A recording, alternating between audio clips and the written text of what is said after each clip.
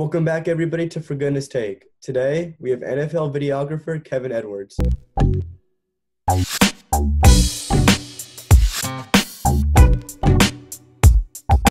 Kevin, how are you today? I'm great. Thank you for having me on. I'm really excited. Of course. So today we're going to talk some football, some videography, and all that good stuff. So for those at home, can you explain to us what you do? Yeah, so I am a live content coordinator with the NFL, which essentially means that I've been assigned to the 49ers because it's close to where I'm at.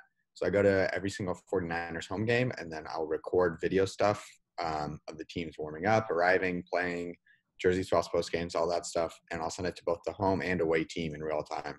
So kind of like the idea behind the program is that like the fans are able to feel like they're on the field in real time.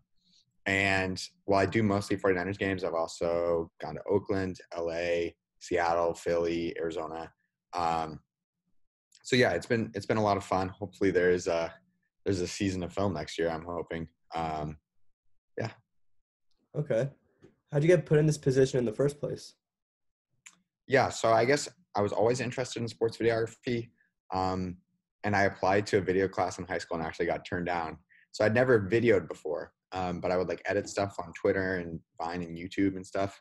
And then I went to Stanford University for college, and they saw that I had been editing stuff because a Stanford player retweeted one of my videos, and they saw I was going to go to Stanford and asked if I would like to help out their video department, which I was already going to ask, so it worked out really well. So I had been working for Stanford for about 2 years at the time I applied for the NFL position.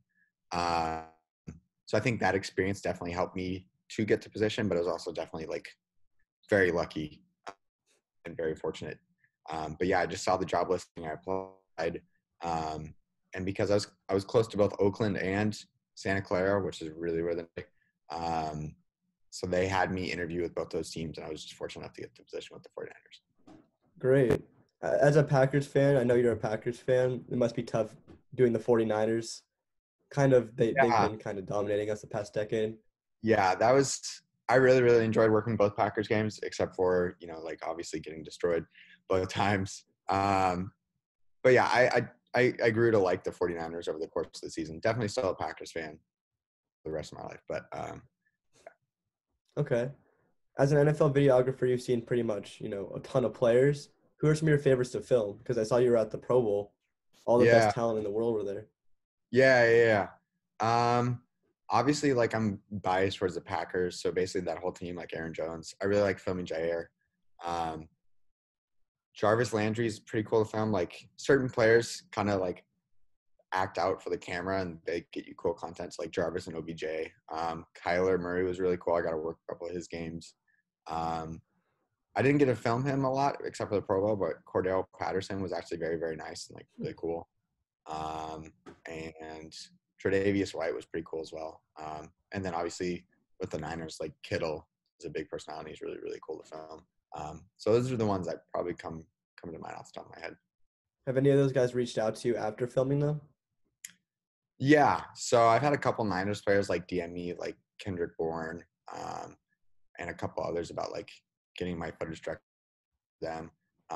And like some of them will like the videos, but yeah, because it's just game day for the most part. You don't get to interact with them as much as you like, because they're locked in on game day. But I got to do something with like Raiders safety Jonathan Abram. Like I got to film him and his kids trick or treating. So I was actually able to like form a personal connection. Whereas most people on game day, like they don't want to talk to you, which is understandable. Um, Okay. On game day, what do you do? So you get inside the stadium, wherever you may be, and what's next? yeah, so I probably get there. I try to get there 4 hours before kickoff because players will start rolling in like 3.5 hours. Um, the away team obviously has to take a bus. The home team, some people drive like to the personal lot, and some people still take a bus. So I'm filming people like literally getting off the because that's something you don't necessarily see as much on TV broadcast. You do, especially for like primetime games, but maybe like an afternoon game, you're not seeing that. And then I run back and upload it. And then they have unpadded warm-ups. So I'll film for both home and away, and then I'll run back and upload it. And then they have padded warm-ups, film, upload. And then once you get to the game, um, they they really want to see big plays. Like they don't really care necessarily about like a 7-yard rush. they really only want to see sacks, interceptions, touchdowns. So yeah, I would say pregame is probably even more stressful because during the game, there's only one thing you can film, like the actual play, the line of scrimmage. But pregame, you could film literally. So there's a lot of stress about like making sure you have everything covered. But yeah, postgame, the media all runs on the field, and you get like people shaking hands and jersey swaps and stuff. And then I upload it all after that. And then yeah, get ready for another game day. So it's probably about like 9 to 10 hours in total. Okay. When you say film, what do you mean by film? Like you have the camera on you, you walk around, or you plant it on the sideline and you're turning it? Give me the description of Yeah, that. yeah. So the LCC program is kind of we have like an advantage in that we're allowed like on the field with the players pregame. It depends on the stadium, but at Levi Stadium, for example, we are allowed, which not a lot of media people are. So pregame, we're literally like on the field walking in between players. And you gotta, have to be careful that you're not messing up their warm-ups or getting in their way. But I have like a camera stabilizer. I'm not sure if you've heard of one of those, but it's like a little handheld thing. And then it keeps, if I was just with the camera, it would be really shaky, but this helps to stabilize it, as the name implies. So I'm like walking around in between the players. During the game, I personally shoot on a monopod, which is like, it's kind of like the name would imply, it's a tripod, but just with one stand. And it helps provide some stability. And we are on the sidelines. We have to be a little distance, but there's like a yellow line. And then, so I'm kind of following the play. So like if we're in San Francisco territory, I'm probably on San Francisco territory where I'm going to position myself. But I kind of move as the players move and as the play moves around the sideline during the game. Okay. I saw you at the Super Bowl. How did that come to be? Yeah, it was really, really, at the end of the year, they kind of select like the top 8 or so LCCs from around the country to cover the Super Bowl. And they had told me that if the 49ers made the Super Bowl, I would get to work the actual game.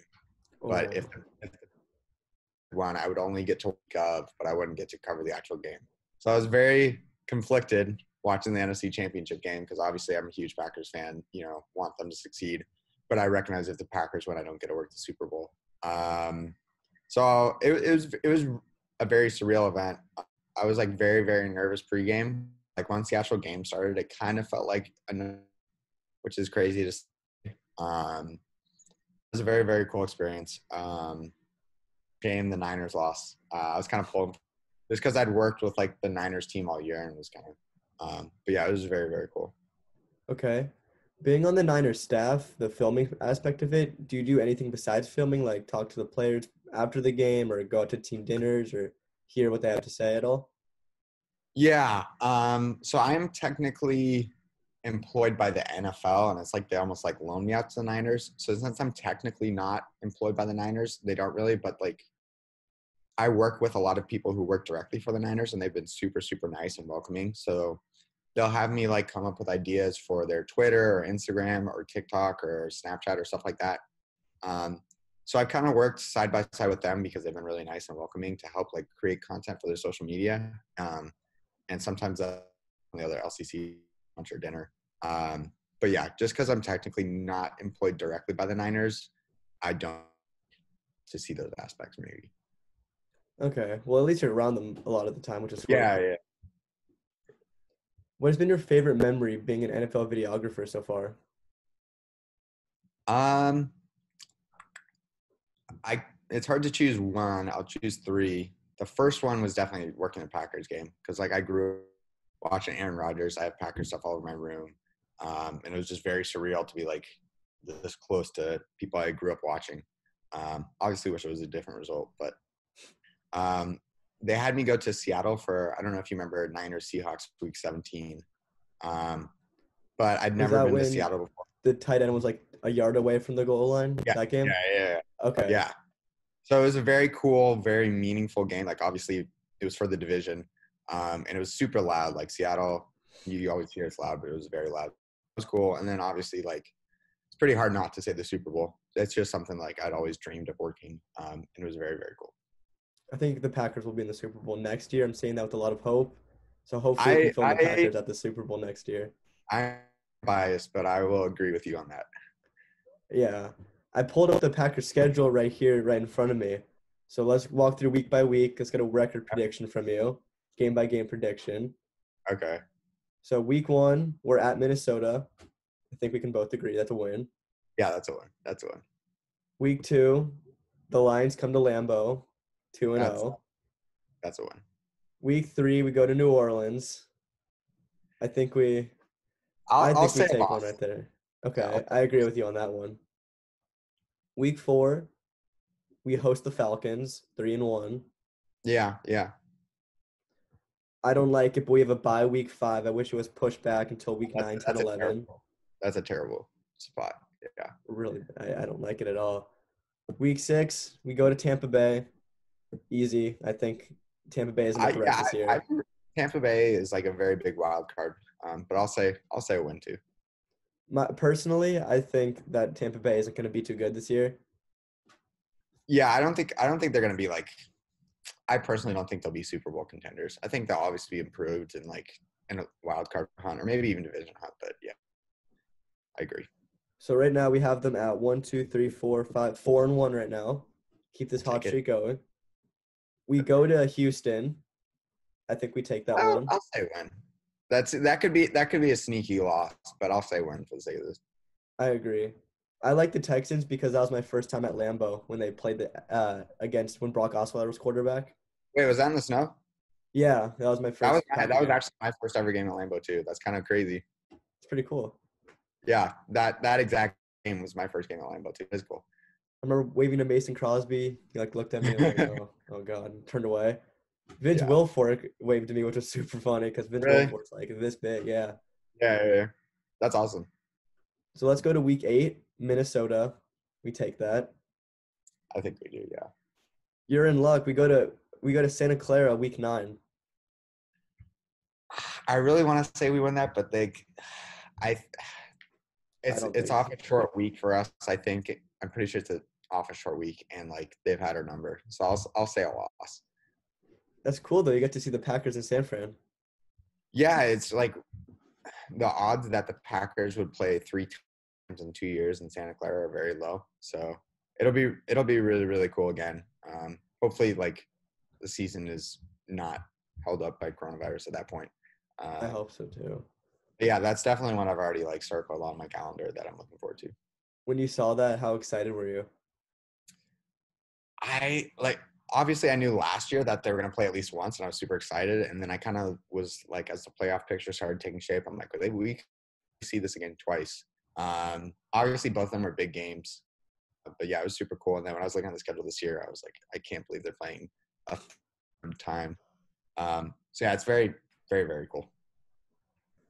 Moving on, we go Jacksonville's at Lambeau. Easy, Yeah, I that's a win. think. Yeah. Yeah, that's a win. We go at Indy. I think that's another win. I think that's a win too. Yeah. Bears at Lambeau. Easy. Yeah. Yeah. So we're at 9-2 right now. Not bad. We have Philly coming in. I think we beat them. I think we should have beat them last year, so I think we beat them this year. Okay, I'll take that. Yeah, that was a frustrating game. That was, God, those losses that we had were really, really hard to watch. Yeah. We got Detroit at Detroit. I think we still beat them though. Yeah, I agree. Carolina coming to Lambeau. It'll be interesting to see how Teddy Bridgewater does. That could be one because like we kind of had a hard time with him last year, where like we were a goal line stand away from going to overtime. And if Teddy Bridgewater is better than Kyle Allen, and I feel like the Packers are good for like one loss a year, where you're like we really shouldn't have lost that game. So that may be a sneaky one where we should probably win, but we might like trip up. I was at that Panther game. You were? Yeah. Jair had a clean pick 6 in his hands that last drive and dropped it. Yeah. You have good luck with snow games. I do. It's kind of funny. Yeah. My second Packers game, though, was when Brett Hundley was a quarterback. So that was pretty Dark. inconvenient. What game was it? It was against the Buccaneers when Dean Lowry had his first career touchdown when he had that scoop and score. That was actually, yeah. That Brett Hundley era was pretty dark. he had his moments though, like against the Steelers when we really should have won that game. And then Jamal Williams stayed in bounds when he should have ran out of bounds. Um, but yeah, that was a dark era. 100%. Okay, then we got the Titans coming to Lambeau. I think we beat the Panthers, lose to the Titans. I But what I'll, are your I'll, I agree. Um, okay? especially if they keep Derrick Henry and figure out his contract situation. Finally, we go to Soldier Field, week 17. Let's see. If we are, what are we? Are we We're 12 and 3? 12 and 3 right now. Maybe we're in a position where we're sitting starters that week because we've already clinched. 12 and 3 is We'll on the see. edge. Yeah, we'll see about that because we still have the Niners and the Seahawks. Maybe the Especially if Cowboys are decent this year. that tiebreaker. So I'll say a win, but I could see Same it being a here. loss, but I'll say a win. 13 and 3. I think we get the number 1 or 2 seed. I think we make it to the Super Bowl this year. I have a good feeling this year. I really do. You're right. I hope you're right. Last year was Matt LaFleur's learning year, kind of bonding with Aaron Rodgers, getting used to the team. Next year we're a year better.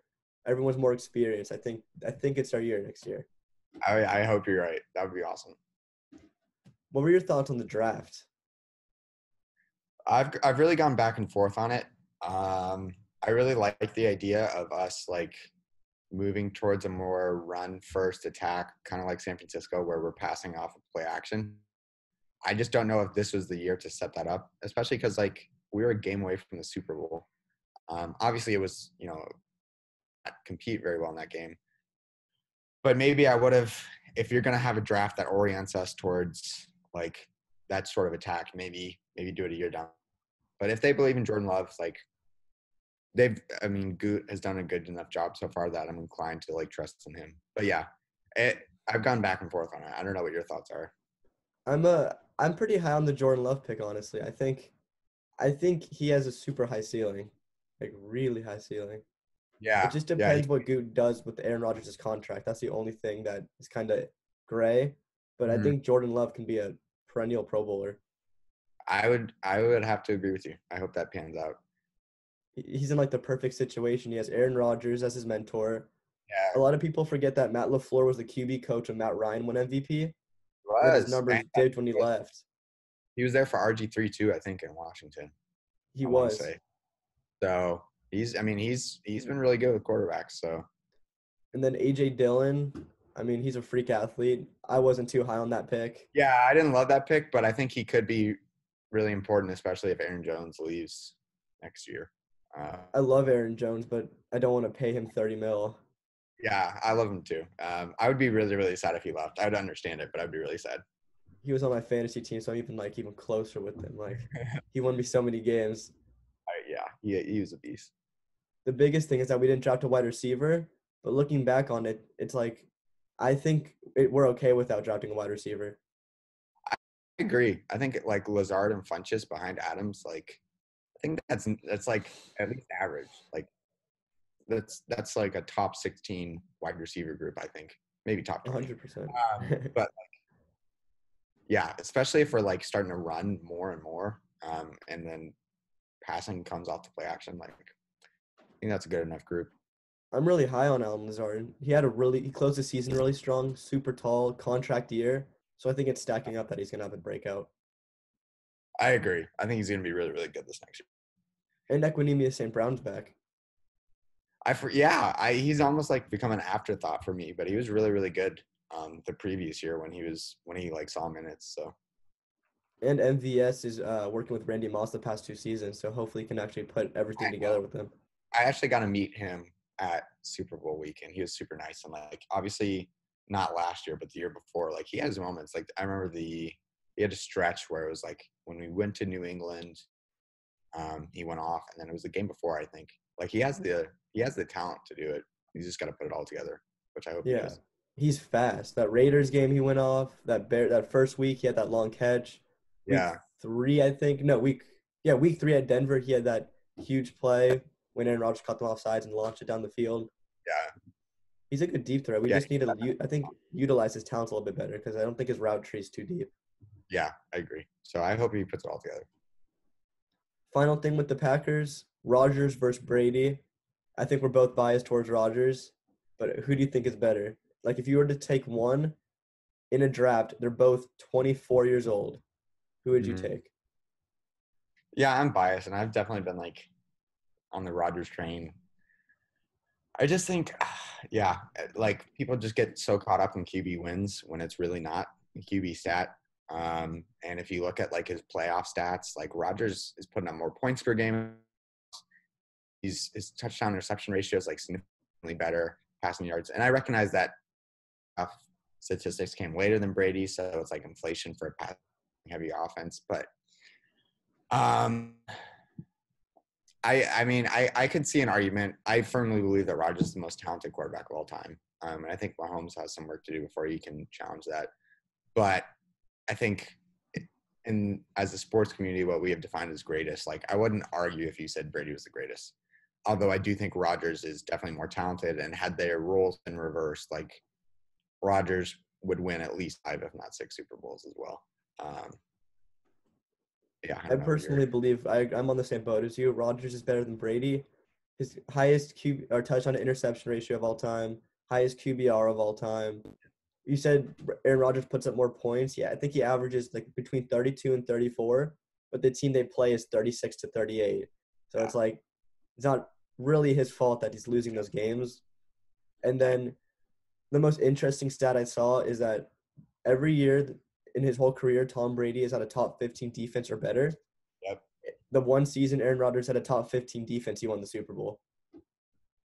yeah. I really thought the defense was like around like week 8 or 9. Like, wow, the defense like really can do it this year. Obviously didn't fully pan out, but they have the pieces to like actually fully be at least top 15. We have a really young defense, though. That's what I'm excited about. Like Darnell So Savage is going to do a second year. I think Jair is going into 3 or 4. Three, he's going into 3. Josh Jackson going into year 3. yeah, Jamal he's got a, Martin rookie. I think we but yeah, I think we I can be a agree. top 10 defense this year. I hope so. That's probably going to be the key to the season. 100%. And just consistency. Those losses that we had were hideous. I was at that Chargers game. I was looking there like who put like the practice roster on the field. Yeah, that was bad. That was really bad. Really, really. Yeah, sorry for bringing that up. No, you're good. I don't actually get to watch because I'm working like Niners games and it takes like 10 hours. I've had to miss a lot of Packers games, which is not something I'm used to. But that Chargers game was one of the few that I actually got to watch. That was brutal. God, I remember getting there right after kickoff and they fielded it at like the 5-yard line. I'm like, okay, off to a great start. Here comes an easy win. They got like 3 third-down conversions, got the field goal. I'm like, okay, whatever, it's a field goal. 3 and out for us, field goal for them, 3 and out for us. And I was just Yeah, slowly losing my mind throughout that whole game. Especially starting Aaron Jones that game. That was, yeah. oh, God, that week sucked. I'm going to switch it up on you. So this is called the speed round. I'm going to Okay. say a word, and you're going to say a phrase, memory, do an action, whatever comes to your mind first. Okay. Ready? Yeah. Action. Touchdown. Kansas. Home. Cardinal. Dark horse. You think dark horse in football or basketball? I'm gonna go. The Cardinals are a dark horse football team, but if everyone says they are, then they aren't really a dark horse. If everyone says they are, but Okay. You filmed some at Stanford, don't you? I do. Yeah, yeah. Um, I'm a big Stanford fan, and I think like yeah, basketball. I think we're gonna be pretty. If there's a basketball season, like we have a really good recruiting class. I think we're gonna be really good next year. You guys got Air Football, Williams. yeah, yeah. And like there's this guy in the 2021 class that we're Issa Silva.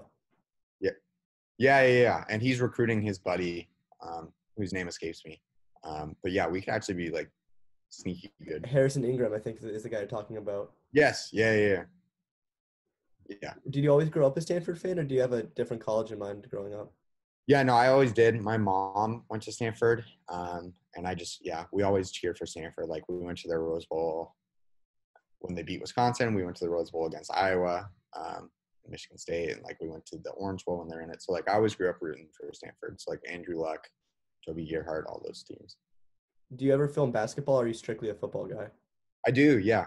Um, I I've filmed every single one of their sports except cross country. Okay. Are you gonna be filming some basketball this year? Because again, Zaire Williams can be pretty Yeah, if good this there's a year. season too, and I'm excited for it. Okay. What other schools did you apply to going into college? Was it just Stanford? Yeah, I was really looking pretty heavily at Syracuse and Clemson in particular because they have really, really good sports media programs, and Stanford for students doesn't. Um, so yeah, I applied to a lot, but I would say like it was always between Stanford, Clemson, and Syracuse. Okay. Right when you got into Stanford, were you like, okay, Stanford for sure, or were Syracuse and Uh, Clemson? I did not know until like a month after, like right before I had to decide. Like I was really going back and forth. Okay.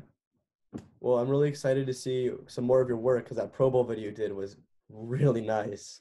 Thank you, I appreciate that. I'm working on a little video right now that I think is going to be pretty cool. So hopefully it turns out well. Could we get a little sneak peek verbally. You can't do it visually, obviously, but like, what's it entail? Yeah, I know he's a big Heath Ledger Joker fan. He's got a tattoo of it, huge tattoo of it on his forearm. So I'm trying to like integrate the movie with him, and hopefully it turns out cool. Okay. You're gonna be posting on your Instagram, right? Yeah, it's gonna. I'm still in the beginning stages, so I don't have an ETA, but hopefully within the next like 2 weeks is what I would guess. Okay. What do you edit on? I do basically exclusively Premiere and After Effects. It Okay. depends. I'm an iMovie guy. Huh? I'm an iMovie guy. Well, I started on iMovie, so like the first 3 or 4 years I was editing, like I was on iMovie, and I think for most people, I would do iMovie over Premiere because it's obviously free and like you can do a lot of like pretty advanced stuff for a free program. So like I love iMovie. That's how I started editing, and like if I have a really really simple project, like I'll still use iMovie. There's no need. So I love Great. iMovie. Yeah, I'm high on it too. Yeah, yeah. Well, Kevin, thank you so much for being on the show. This concludes this episode of For Goodness Take. Any final questions or comments? No, just thank you for having me on, and go Pack. Go Pack, go. Best of luck to you. Of Thank you. Appreciate it. course.